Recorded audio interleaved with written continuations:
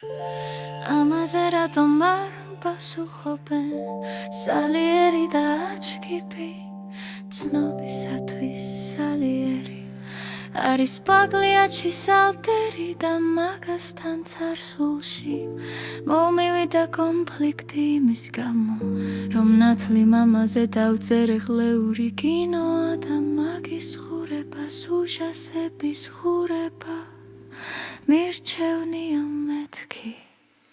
რაზეც გამიპათოლოგა მერე პაგლიაჩიმ რომ ამის თქამავს როგორ ბედაო მერე როგორ ჩანს უთქვამ საჩქიპისთვის ამანამდე არ ვიცი რომ გრამატიკი კი ნამდვილი მქავსო აჩქიპი დალოდებია ჩემს რეაქციას რადგანაც გონებია რომ მაგათ პოსტოლოგიაზე ვანძრევ არქივებ და მერე ვკითხულობ და ისე ვანცრევ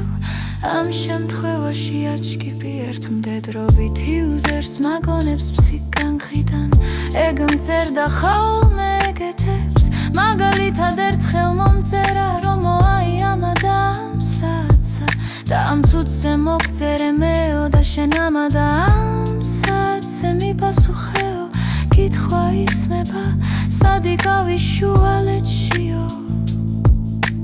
ხო და მოკლედ ეხლა მოგახსენებ ჩემი გამოძიების დეტალებს ესე იგი რომ არ გამიგეთებია პაგლიაჩის თხრნაურის პოსტზე რეაგირება აჩქიპს გონებია რომ მართლა ვითხრნაურეთ მე და სალიერიმ და როგორც ჩანს მაშინ მისწერა ამ სალიერის რომ გრამატიკი კინა მე მეხვეწებოდა პამში რომ მომთხანიო და უარი უცხარიო